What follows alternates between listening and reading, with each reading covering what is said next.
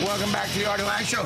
I'm sitting here with Mr. Wieczezak, Weez, my old junior high history teacher, and Nick Ferroni, current teacher at my old high school, junior high. And before we get into the football aspect, I wanted to ask you, well, both of you, but especially you, Weez, about computers. Like, how has that changed a kid nowadays, do you think? Like, the fact that kids that are in front of a computer screen, it seems 24/7, like socially, in the classroom, when you see them go to school, the way they interact with other people, how do you think that's changed education? I really think it's taken a lot of their personality away. I would agree. It's so easy to hide within that screen and within that text message and that tweet, that personal appeal, looking at each other. You could be anonymous, and totally. I think it.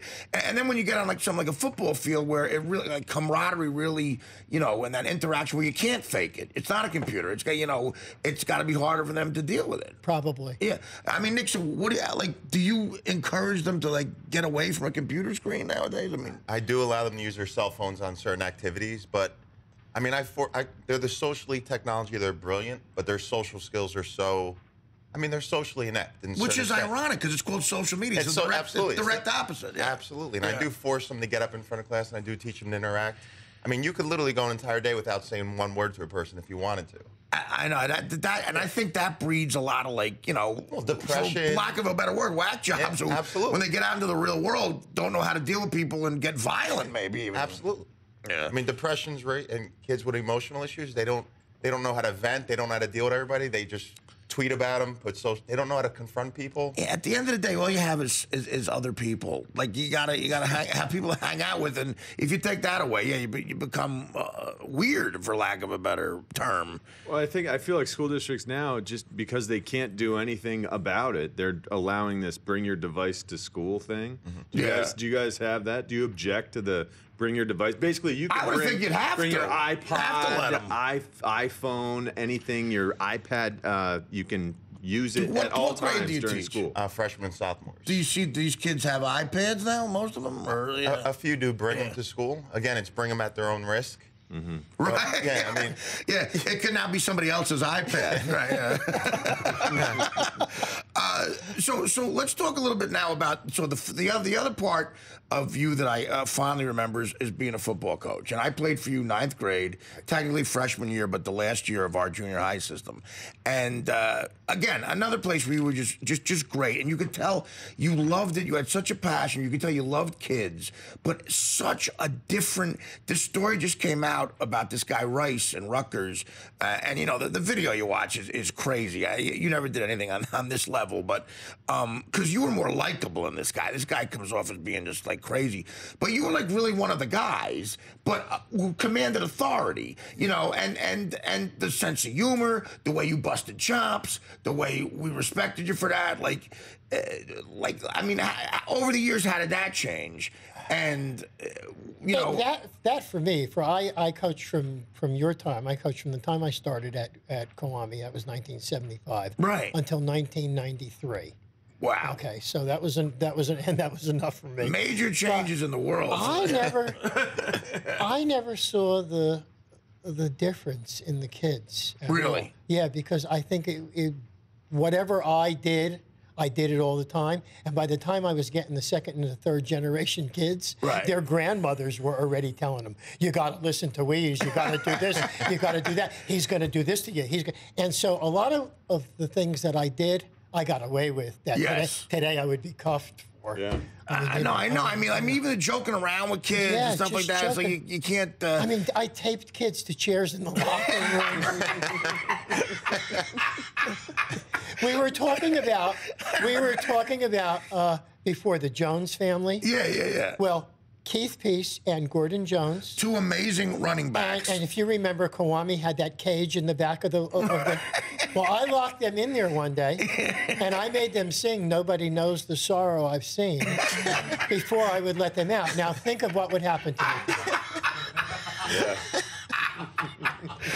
You're talking about 2 great running backs, though. And they would run through, if you put a concrete wall up, they would run through that wall. They loved you. They did, yeah. And that's the way it was. Yeah, and it just I think, again, you talk about progress and everything like that, and I understand where stuff can be insensitive and everything, but you gotta. I just did a rap about this before, where people can't take themselves too seriously. If you don't have a sense of humor about yourself, you're not going to be a part of anything. No, you're not. You're not.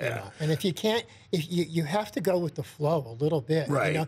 And everybody has to give in a little bit, I really think, in order to have the cohesiveness, in order to keep it as a team.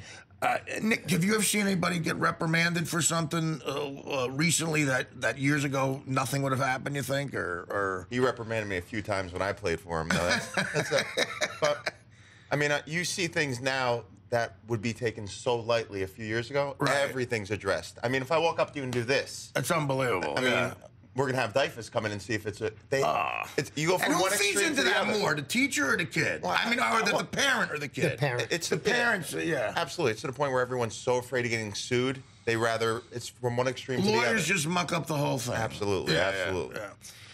I mean, so how much of that when did you officially retire? I retired in 08. In 08. So, I mean... I had 35 years, and that was enough. And where'd you stop coaching? In 93. In 93. Okay, you know what happened when our head coach, Lou Rotino, right.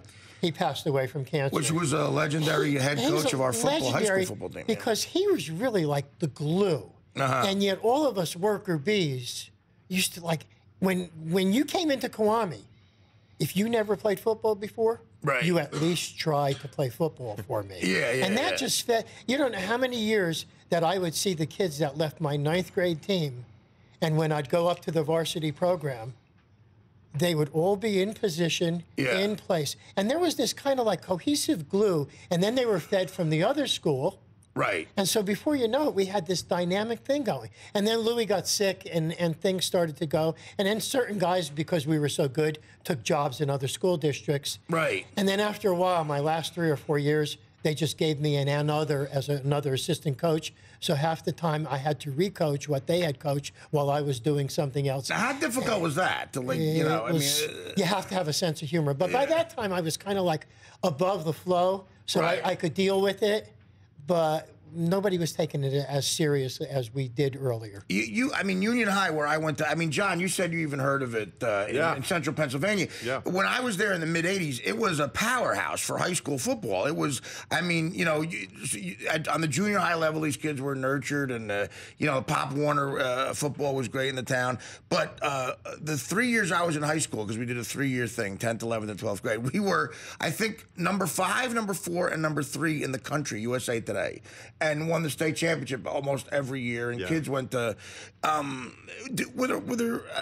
your head, you can't have to name any names, but over the years, like with a student, did you find there were a couple of people that really broke your heart with what happened to them after school? Like if you hear about them not doing well in life, or there's a couple, but we're not going to talk. No, about I know, them. But I mean, as a teacher, how does that must really affect you, right? I mean, well, it hurts you, but then you have to weigh the values of how many did you help that you didn't even know you helped. Right. It could come down to, did you save somebody from not being abusive because they saw it? Did you save a wife from not being beaten up because that you kind of like took them along the way? I think that's where you get the greatest feeling, where you see the successes of them just being good people. Good people right here. No, I could say, it definitely, it helped me. And, my whole family knew that. My whole family knew that you were a positive in a lot of negative times. And, my family in particular went on to have a lot. And my father was a guy that you met a couple of times. Oh, absolutely. Because we visited you at your summer house when you were at the beach. With the shore house we used to run.